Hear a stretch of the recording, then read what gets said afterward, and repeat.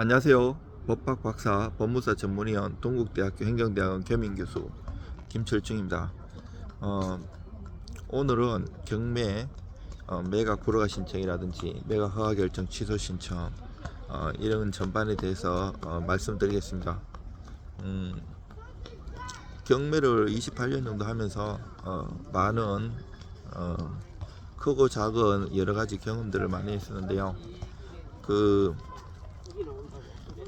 이제 경매를 계속 입찰을 받으러 다니고 낙찰 받아서 이런 부동산을 할 때와 또 법무사로서 임의 경매든 강경 경매든 직접 신청하고, 옛날에는 종이로 다 있어요. 지금 전자로 돼 있지만.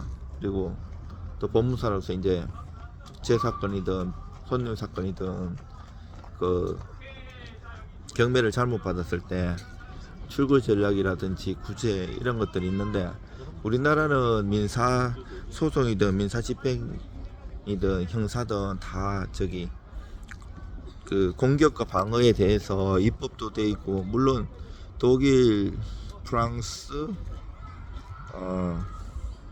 미국, 일본 이런 법제가 조금씩 다 달라요. 제가 논문도 그 경매 공신력이라든지 경매 부당이다 이런 것도 제가 많이 썼어요.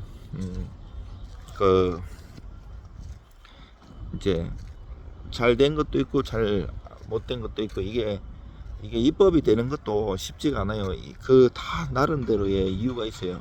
예를 들면 만약에 내가 경매를 잘못 받았어요. 물론 권리비 분석이나 물건 분석 제대로 한다고 해도 그 받고 보면 또 하자가 보일 수도 있고, 뭐 대출이 안 되든지 자기 형편이 안 되는 여러 가지 또 생각이 있어가지고 하려고 하는데, 이게 이제 민사집행법 121조에 보면 그 매각 이의 신청이 있는데, 이게 이제 매각 불허가 신청이에요. 요 7가지 사유가 있는데, 대표적으로 하는 게 뭐 5675인데 5655 같은 경우 이제 뭐 매각 물건 명세서 그 비고란 있잖아요. 아니면 매각 물건 명세서에 제대로 기재가 안 돼가지고 나중에 뭐 하자가 생겼다든지, 6호 같은 경우는 뭐 권리 변동이라든지 심각한 물리적인 훼손 이런 것들인데, 나중에 이제 원래 오늘 낙찰, 만약에 예를 들어 오늘 금요일날 낙찰 받았다. 지방마다 법원마다 다 달라요. 경매꾼들이 돌아다니면서 낙찰 받아야 되는 것도 여러 가지 이유가 있어요. 그러면 오늘 금요일날 받으면 다음 주 금요일까지, 즉 수요일 불산임이라서 내일부터 기산해 가지고 일주일 될 때 다음 주 금요일까지 할 수 있는 게 매각 불허가 신청이에요. 근데 불허가 안 되면 또 일주일 동안 확정돼 버리면 적시항고 기간이 주는데, 이때 적시항고 때는 내가 옛날에 이제 2005년 이전에는 내가 쓰는 가격에 10%를 입찰 보증권을 냈는데, 그 이후로는 지금은 최저 매각 가격에 10%를 내걸랑요. 이게 무슨 말인가 하면, 아주 옛날에는 그 법원마다 이제 은행도 다 달랐어요. 지금 신한은행은 좋은 은행이었고, 법원 가면 좋은 은행이 되게 많았는데, 그 은행들에서 아유 우리도 법원에 공탁금이든 여러 가지 하면 돈 많이 버는데 하게 해달라 그래가지고 이제 바뀐 거. 이제 일하는 법무사 사무실은 힘들어지죠. 왜냐면 보관금을 내려고 해도, 물론 은행 되는 거는 인터넷으로 낼 수 있는 경우도 있고 또 직접 가야 되는 경우도 많아요. 저는 대기업 거래처 법무사로서 오랫동안 했었거든요, 이런 일을.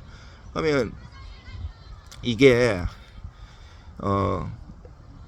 서울 같은 데는 유찰 한 번 될 때마다 20% 저감되고 지방은 30% 저감되잖아요. 그건 내가 10억짜리라고 해도 많이 유찰돼 갖고 3억에 낙찰을 받았어요. 그러면 아니 이런 경우가 있고, 10억짜리라도 내 처음엔 높이 써갖고 15억에도 낙찰 받을 수 있잖아요. 옛날에는 내가 쓴 가격에 10%를 냈는데, 이제 최저 매각 가격에 서울 같은데 20% 저감된 거, 지방은 30% 저감된 거에 10%를 내는데, 아까 말한 일주일 지나가지고 또 일주일 그 적시항고 기간 줄 때는 옛날처럼 내가 그 쓴 가격에 10%를 또 내놔야 돼요. 그러면 이게 이제 소송으로 가기 때문에 재판 가고 뭐 이래 가면 1년 2년 걸리면 그 이자라든지 여러 가지 손해에 대해서 다 물어내야 돼요. 그러면 다 날아갈 수가 있어요. 거의. 그럼 손해가 점점 커질 수 있고, 그 다음에 30일 대건 납부 기간 주잖아요. 요때 할 수 있는 게 매각 허가 결정 취소 신청이에요. 121조의 7가지 사유 중에 하나가지밖에 안 돼요. 범위가 줄어드는 거죠. 근데 이거 하면 또 이제 뭐 제한고 적시한고 또 쭉 있긴 있는데 그만큼 확률은 더 떨어지거든요. 그리고 이제 여러 가지 뭐 제가 성공했는 거 이런 거 보면 뭐 태양광 이 인허가 있잖아요. 이게 부동산도 많이 알아있지만 세계 경제 흐름이라든지 인허가 이런 거 저는 행정사도 오래 했고 법무사도 오래 했었어요. 그 부동산도 오래 했고 이게 세 가지 사무실을 다 했었잖아요. 그러면 이게 전체적으로 종합학문이라 갖고 다 알아야 돼요. 근데 인허가 하면 이 사람은 그 태양광 하면 그 비싸게 받았는데 되게 땅하고 비싸잖아요. 그 당연히 인수될 줄 알고 그 관공서에 가도 인수된다고 했는데 그거 담당자가 뭐 녹음해놔도 소용없어요. 그렇게 듣고 해도 농지 취득자격 증명도 뭐 된다고 해도 실질적으로 안 되는 경우도 많고 여러 가지 때 그런 거는 얘기해봤자 소용이 없어요. 그래가지고 하면 이게 이제 매각 불허가 신청이든 여러 가지 매각 허가 취소 신청해야 되는데 그런 하자라든지 권리관계가 문제가 있는 걸 제대로 안 한다든지 물건이 완전히 그 뭐 천장이 무너졌다든지 벽이 허물어졌다든지 누수가 심하다든지 여러 가지가 있어요. 그런 것들이 쓰고 이제 한두 장 쓰는 게 아니고 수십 장 써가지고 그 판례, 조문, 법리, 다른 성공했던 사례들 비교하면서 그리고 또 감정평가서 같은 경우도 일반인들이 그 정도 감정평가사처럼 공부를 안 하잖아요. 그렇지만 경매 관련된 거는 더 깊게 해야 돼요. 그 감정평가사님들도 그 자기 전공들이 다 있어요. 뭐 법인에 속해서 있는 사람이 아니면 법원에 속해 가지고 이제 그 경매 관련해 갖고 제가 감정평가 하시는 분 여러 가지 있는데 거기도 감정평가 이렇게 그 평가하는 방법들이 여러 가지 있는데 거기서 재량으로 이렇게 하는 게 있어요. 그런 것도 갖고 좀 불을 차는 게 있어요. 실사례하고 그 감정가가 뭐 특히 재개발 재건축 단지 같은 데는 많이 이게 달라질 수 있어요. 그런 것들 그리고 조합에서 감정평가한 거하고 내가 그 법원에서 보내가지고 감정평가상이 뭐 몇 배씩 차이가 날 수도 있고 또 아니면 이렇게 용도 변경 해갖고 있잖아요.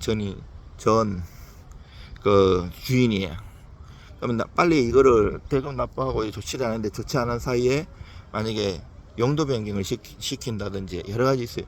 지금은 막 짜고 치가지고 막 이렇게 가짜 넣고 이러면 형사처벌 받을 수 있어요.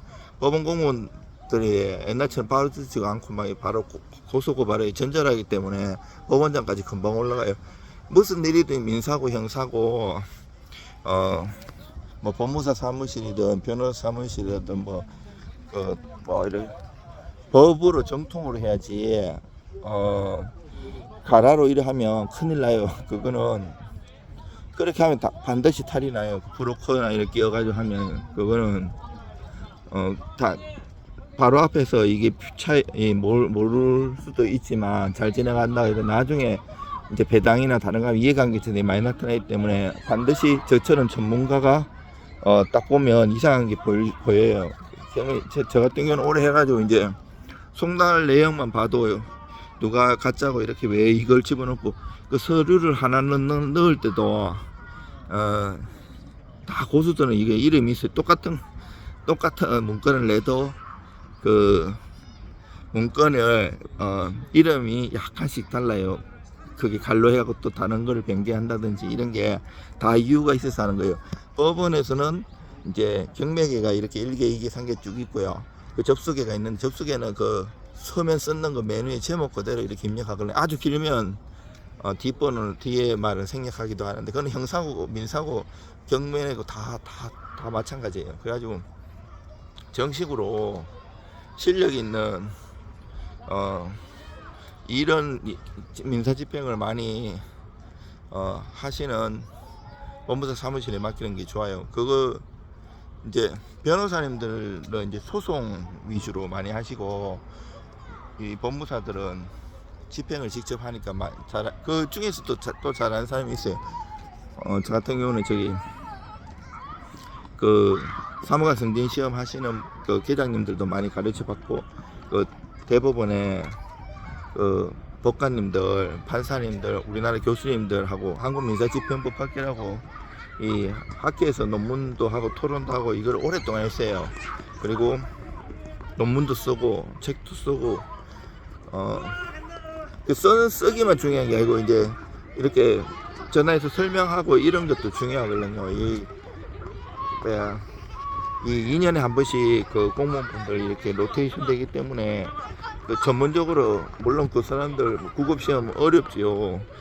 그 경쟁률 통과해도 그 자기가 한 분야에 하는 게 이분들도 나중에 법무사를 해야 되니까 여러 가지 일을 경험하시기 위해서 그 2년에 한 번씩 이렇게 바꾸거든요. 그러면 이 한 분야만 전문적으로 계속 안 파시기 때문에, 그리고 이제 이 법리나 이런 걸 써도 이게 다 자기 요리한 대로 쓰기 때문에 또 파악도 짧은 기간이야. 일주일인데 보통 내가 오늘 낙찰 딱 받았어. 그래갖고 오늘 딱 보니까 하자가 밝은데 이런 경우는 한 며칠 있다가 보니까 문제가 크게 생기는 경우가 있걸랑요. 이때 찾아오시기 때문에 쓰는 것도 급히 쓴 거고 파악도 짧은 시간에 하셔야 되기 때문에, 그래서 많이 경험하신 분들이 좋고요. 저 같은 거는 쓰는 값으로 봤는데 성공보수든 밥 한 끼 얻어먹어 본 적이 없어요. 10여 년을 해도 업무사로서 10여 년을 하고 경매는 한 28년 해도 이렇게 이때까지 정도로 실력으로 했지 이렇게 밥 한 끼 사든지 밥 한 끼 얻어먹는다 이런 걸 안 해요. 계속 연구하고 지금도 보시면 여기 아무 매물을 들고 하는 게 아니고 앉아서 좀 하라는 분들도 있어요. 좀 이렇게 알아듣게. 근데 또 이제 제가 잠깐 이렇게 보면 여기가 지금 서울 교대예요. 서울 여기나 산책하면서 잠깐 하는데 이게 사실은 들어보면 더 실력 있는 걸 알아요. 실력 있으신 분은. 그래서 저는 경매사라든지 경매를 오래 하신 분들이 많이 의뢰를 주세요. 앉아서 조문을 해가지고 얘기하는 거는 그거는 자기가 체화가 된 게 아니잖아요. 저는 경매뿐 아니라 민사, 형사 모든 업무를 전문으로 보통 한 분야를 하잖아요. 근데 한 분야가 이렇게 많이 쌓이다 보니까 다 전문으로 하게 되는 거예요. 이거를 다 할 줄 알아야지 종합적으로 그게 유리하게 해줄 수 있는 거예요. 예를 들어 소송만 전문을 한 사람은 만약에 판결에 대한 등기를 해요. 이제 원래 등기는 공동신청이에요. 권리자고 의무자가. 근데 안 해주면 소송 걸어야 되잖아요. 그러면 소송 건다고 판결 성사한다고 다 등기가 되는 게 아니에요. 이 등기 얘기해 보면 또 등기가 되는 게 있고 예규 등기만 하는데 이게 또 민사소송, 민사집행하고 다 연결돼 있어요. 이게 또 기판력이라든지 당사자 이게. 그래서 저는 이제 민사소송법, 형사소송법 대학원에서 다 전공도 해보고 강의도 해보고 제가 연구를 했기 때문에 죄송합니다. 일도 많이 했기 때문에 두루두루 도와줄 수 있어요. 그거를 보면 그러면 이 일을 하는 사람한테 맡겨갖고 소송을 해야지. 여기서 만약에 등기를 한다 하면 등기에 맞게끔 그 판결을 받는 거예요. 돈도 이행 판결 만약에 금전 찍어라 소송만 해가지고 성공보수 변호사님 약정해가지고 돈 내놔라 하고 안 하면 소송하고 이런 경우가 있는데 돈을 받게 하는 게 중요하잖아요. 저 같은 경우도 법조치를 하면 법조치 비용 나라에서 정한 비용만 받지 성공보수라든지 밥을 얻어먹는지 이런 걸 해본 적이 없어요. 그냥 저렴하고 또 법비용까지 받아주기 때문에 유리한 거거든요. 우리는 지금은 가갖고 이렇게 주먹으로 윽박지르는 시대도 아니고 그럼 채권자가 오히려 처벌받아요. 정확하게 법리적으로 해가지고 법조치도 같은 비용을 들여도 이게 만약에 재산명시나 채권함 추심을 한다. 이 법무사 사무실 똑같은 비용을 들여도 천차만별 수준은 단순히 기계적으로 천차로 일에 하는 게 아니고 얘가 어떻게 반응하고 이런 거에 따라서 다 돈 받는 방법이 달라요. 이런 거는 서비스지만 이런 돈을 안 받아요. 그냥 그렇게 하는데, 저 같은 거는 다 두루두루 잘하고, 그렇다고 일을 막 많이 벌리고 이러지 않아요. 진짜 그 돈을 많이 갖다 줘도 사람 됨됨이라든지 손님을 제일 먼저 파악해요. 인연 안 맺을 사람은 아예 딱 돈도 안 받고 차단해 버려요. 그리고 한번 이 사람은 끝까지 갈 거 괜찮다 하면 도와주고요. 또는 연연하지도 않고요. 그렇지만 뭐 저도 처자식이고 유지를 해야 되기 때문에 막 터무니없이 싸게는 안 하고 나라에서 인정한 그런 비용은 받고요. 그렇게 하고 있습니다. 저는 이제 상담 들어보면 되는지 안 되는지 거의 하게 돼요. 막 딴 데처럼 막 안 되는데 막 꼬셔가지고 이거 하자 이러질 않아요. 딱 그래서 이제 전문가들 많이 경험 있는 사람들은 계속 단골이 생겨요. 맞으니까. 내가 이게 가망이 한 40%다 50% 60% 하면 거의 맞아요. 많이 해본 쳐야 되기 때문에, 특히 경매 관련 강제 집행은 이거는 법으로 딱딱 떨어지는 게 아니라 가지고 법원의 특성에 따라서 다르고 분위기에 따라 달라요. 어떤 법원은 엄청 빡센 경우가 있으니까 법원장님 바뀌시면 그 경매만 그런 게 아니고 다 이게 빡세지는 경우도 있고, 여기서 방송에서는 좀 말하기 어려운데 몇몇 있어요. 또 특히 심한 법원이. 그리고 요즘은 야매로 뭐 이렇게 싹싹 꼬셔가지고 할 시기도 아니에요. 법리적으로 잘 하고 최선을 하는 게 중요해요. 그분들도 공무원들도 해주고 싶어도 정확한 법리라든지 인계 안 하면 겁나잖아요. 잘못되면. 왜냐면 나중에 또 다른 이해관계인들도 소송 들어올 수 있거든요. 아니 매각 불허가나 매각 허가 결정 시점 막 해주면 어차피 또 채권자는 경매 넣어가지고 빨리 돈을 했어야 되는데 자꾸 기간이 연기되고 이러면 재매각되고 막 유찰되고 이러면 이 사람들도 돈을 회수를 못하면 힘들잖아요. 채권자가 돈 못 받는 게 더 괴로워요. 이 사기꾼들, 채무자들 막 탱자탱자하면 도망가다니 재산 다 숨겨놓고 잘 먹고 잘 사는 사람들도 많아요. 악성 채무자들 되게 많습니다.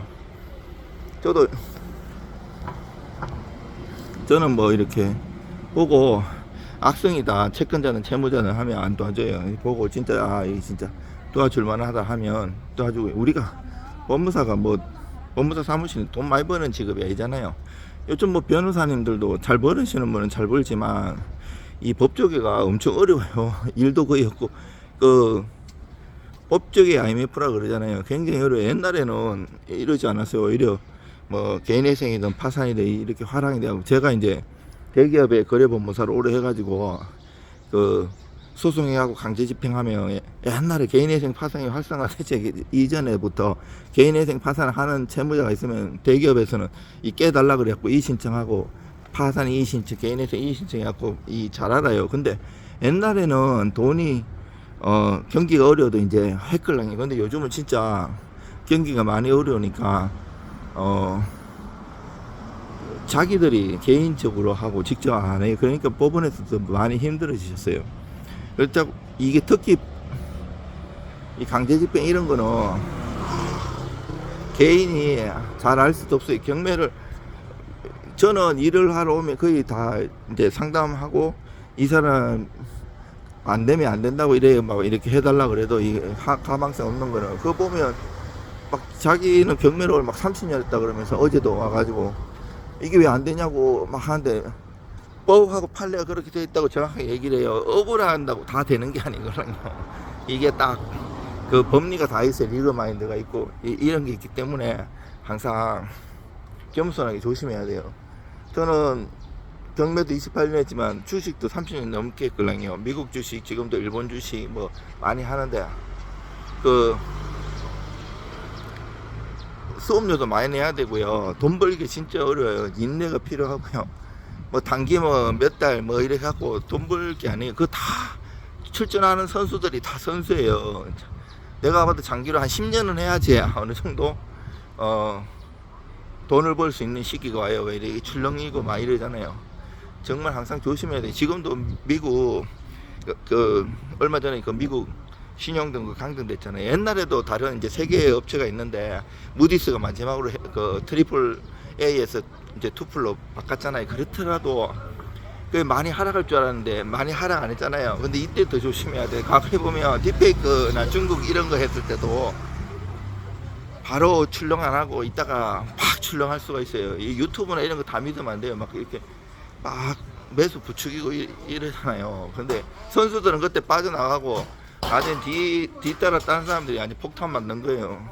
주식도 그렇고 경매도 그렇고 정말 조심해야 돼. 지금 뭐 연끌하고 이를 다 지금 경매 나오잖아요. 엄청나게 많이 나요. 제가 1년 2년 전부터 엄청 많이 지금 누적되고 있다고. 손님이 야도 그 이철 대리 안에서 하지 말라고. 그거 지금 더 떨어질 거라고. 내 말 딱 맞잖아요. 근데 지금도 마찬가지. 한참 더 떨어지는데 막 한다고 사고 엄청 많이 나요. 정말 조심하시고요. 만약에 하시려면 그 상담을 받아보고 유료 상담을 받아보고 차라리 상담이 조금 내고 만약에 안 된다 그러면 안 하는 게 낫지. 괜히 뭐 어디 막 이러 하면 돈만 많이 날릴 수가 있어요. 정말 조심하시고요. 힘내십시오.